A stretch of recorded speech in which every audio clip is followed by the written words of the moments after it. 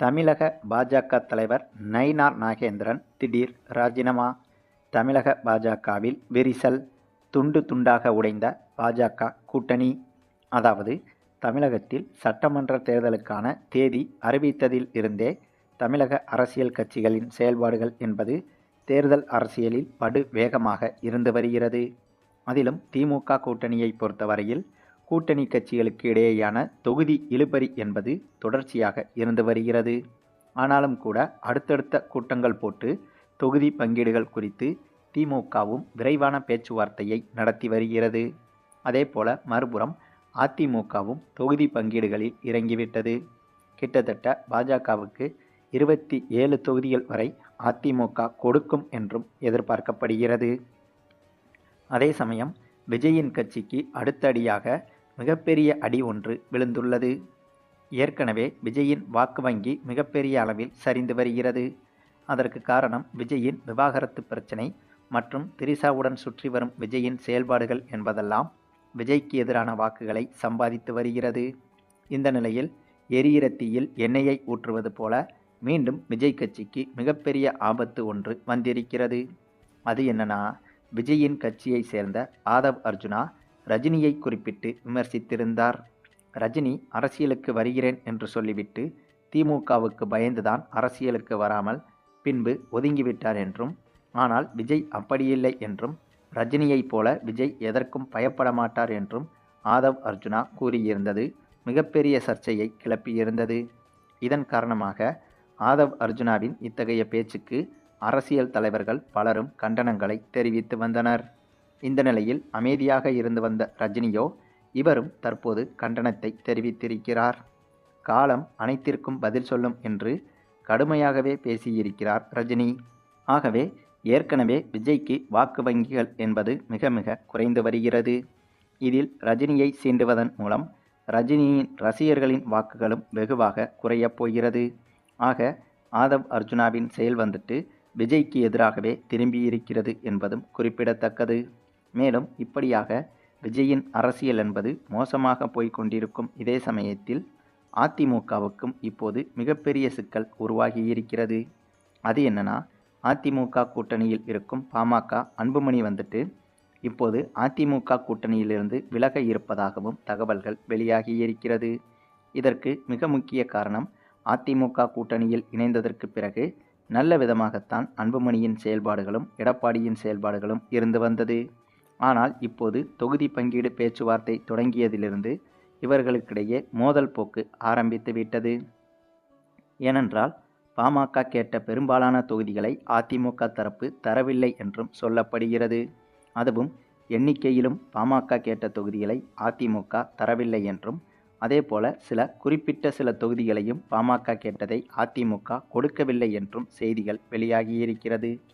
இதன் காரணமாக அதிமுக கூட்டணியிலிருந்து விலகி பாமக மட்டும் தனித்து 30 தொகுதிகளில் மட்டும் போட்டியிடுவதற்கு தயாராகிவிட்டதாகவும் சொல்லப்படுகிறது.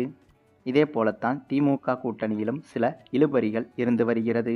ஆனால் திமுக கூட்டணியில் இருக்கும் எந்த ஒரு கட்சியும் இதுவரை கூட்டணியில் திருப்தி இல்லை என்றும், அதனால் கூட்டணியிலிருந்து விலகும் மனநிலையில் இருக்கிறோம் என்றும் யாருமே கூறவுமில்லை.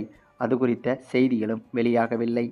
அப்படி இருக்கும்போது அதிமுக கூட்டணியில்தான் முதல் முறையாக முக்கியமான கட்சி ஒன்று கூட்டணியில் இருந்து விலக இருப்பதாக தகவல்கள் வெளியாகியிருக்கிறது.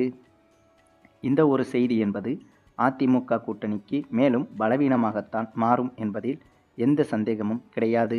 ஏனென்றால் ஏற்கனவே அதிமுக கூட்டணி மீதான நம்பிக்கை என்பது பொதுமக்களிடையே குறைந்து வருகிறது.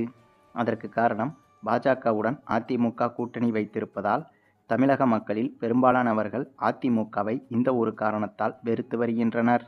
இந்த நிலையில் பாமகவும் அதிமுகவை விட்டு விலகிவிட்டால் கண்டிப்பாக அதிமுகவுக்கு பெரும்பாலான வாக்குகள் இழப்பாக மாறும் என்பதும் குறிப்பிடத்தக்கது. மேலும் அதிமுக கூட்டணியை பொறுத்தவரையில் பாமக அன்புமணி மட்டுமே இப்போது பிரச்சனை இல்லை. ஏனென்றால் அதிமுக பாஜக கூட்டணியில் இப்போது இதைவிட மிகப்பெரிய பூகம்பம் ஒன்றும் வெடித்துவிட்டது. அது என்னன்னா, இப்போது தமிழக பாஜகவே துண்டு துண்டாக உடையும் நிலைமை ஏற்பட்டிருக்கிறது. ஆமாங்க, தமிழக பாஜக தலைவர் நயினார் நாகேந்திரன் இப்போது இவரது பதவியை திடீரென ராஜினாமா செய்ய இருப்பதாகவும் தமிழக பாஜக தலைவர் பதவியிலிருந்து விலக இருப்பதாகவும் தகவல்கள் வெளியாகியிருக்கிறது. இந்த ஒரு செய்திதான் இப்போது தமிழக அரசியலை திருப்பி போடும் விதமாக மாறியிருக்கிறது. தமிழக பாஜக தலைவராக இருக்கும் நயினார் நாகேந்திரன் திடீரென தனது பதவியை ராஜினாமா செய்ய இருப்பதாக முடிவெடுத்ததற்கு முக்கிய காரணமே அண்ணாமலைதான் என்றும் சொல்லப்படுகிறது. ஏற்கனவே இதற்கு முன்பு தமிழக பாஜக தலைவராக அண்ணாமலைதான் இருந்திருக்கிறார். சமீபத்தில்தான் இவருடைய பதவிக்காலம் முடிவுக்கு வந்ததால் நயினார் நாகேந்திரன் அந்த பதவிக்கு வந்திருந்தார். ஆனாலும் கூட தமிழக பாஜக நிர்வாகிகள் பலரும் அண்ணாமலைக்குத்தான் முக்கியத்துவம் கொடுத்து வந்ததாகவே தெரிகிறது. அதே சமயம் இப்போதும் கூட அதிமுக கூட்டணியில் பாஜக இருந்தாலும் அதிமுக கூட்டணியில் எடுக்கப்படும் முக்கிய முடிவுகளும் அண்ணாமலையிடம் கேட்டு எடுக்கப்படுகிறது என்ற தகவலும் வெளியாகியிருக்கிறது. அதாவது அப்படித்தான் கடந்த சில மாதங்களாக செயல்பட்டு வருகிறது என்ற குற்றச்சாட்டுகளும் இருந்து வந்தது. அதிமுக பாஜக சேர்ந்து போடும் கூட்டங்களில் அண்ணாமலையின் பங்களிப்பு தான் நயினார் நாகேந்திரனை விட அதிகமாக இருக்கிறது என்றும் அண்ணாமலைக்குத்தான் அதிமுக நிர்வாகிகளும் முக்கியத்துவம் கொடுக்கிறார்கள் என்ற குற்றச்சாட்டு இருந்து வந்தது. ஆனால் இது ஒரு குற்றச்சாட்டு என்றுதான் இதுவரை பலரும் நினைத்திருந்தனர். ஆனால் திடீரென இப்போது நயினார் நாகேந்திரன் தனது பதவியை ராஜினாமா செய்ய போவதாக செய்திகள் வெளியானதிலிருந்து அப்படிப்பட்ட குற்றச்சாட்டுகள் உண்மைதான் என்பது இப்போது உறுதியாகிவிட்டது. ஆகவே தமிழக பாஜக தலைவர் நயினார் நாகேந்திரன் தமிழக பாஜக தலைவர் பதவியிலிருந்து விலகினால் கண்டிப்பாக அது நடைபெற இருக்கின்ற தேர்தலில் அதிமுக கூட்டணிக்கு மிகப்பெரிய பின்னடைவாக மாறும். ஏற்கனவே அதிமுக கூட்டணி திமுக கூட்டணியை விட வாக்கு வங்கியில் பின்தங்கிதான் இருக்கிறது. அதை சமீபத்தில் வெளியாகி வரும் கருத்து கணிப்புகளும் உறுதி செய்து வருகிறது. இந்த நிலையில் பாஜக கூட்டணியில்தான் அதிமுகவும் இருக்கிறது. ஆகவே தமிழக பாஜக தலைவர் திடீரென ராஜினாமா செய்தால் இந்த நேரத்தில் அடிமட்டத்தில் இருக்கும் தொண்டர்கள், அதாவது பாஜக தொண்டர்கள் தேர்தல் வேலைகளை செய்வது என்பது மிகப்பெரிய சிக்கலாக மாறிவிடும். ஏற்கனவே அண்ணாமலையின் ஆதரவாளர்கள், நயினார் நாகேந்திரனின் ஆதரவாளர்கள் என தனித்தனியாக பிரிந்து கிடக்கின்றனர். இந்த நிலையில் நயினார் நாகேந்திரனும் ராஜினாமா செய்துவிட்டால் புதிதாக யாரை தமிழக பாஜக தலைவராக பாஜக நியமிக்கப் போகிறது என்ற கேள்விகளும் எழுந்துள்ளது. அது எப்படி பார்த்தாலும் புதிதாக யாரையாவது தமிழக பாஜக தலைவராக நியமித்தால் அவருடைய ஆதரவாளர்கள் என்று புதிதாக சிலர் பிரியத் தொடங்குவார்கள்.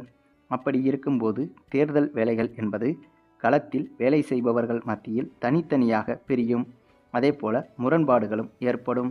இப்படி ஏற்பட்டால் பாஜகவின் வெற்றி என்பது இன்னும் கூடுதல் இழுபறியாகத்தான் மாறும். அதாவது பாஜக அதிமுக கூட்டணியின் வெற்றி என்பது இழுபறியாக மாறும்.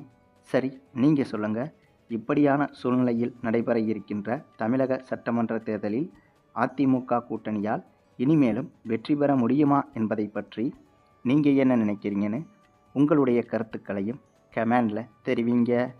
மேலும் இந்த வீடியோ பிடிச்சிருந்தா லைக் பண்ணுங்கள், மற்ற அனைவருக்கும் ஷேர் பண்ணுங்கள், மறக்காமல் நம்ம சேனலை சப்ஸ்கிரைப் பண்ணுங்கள்.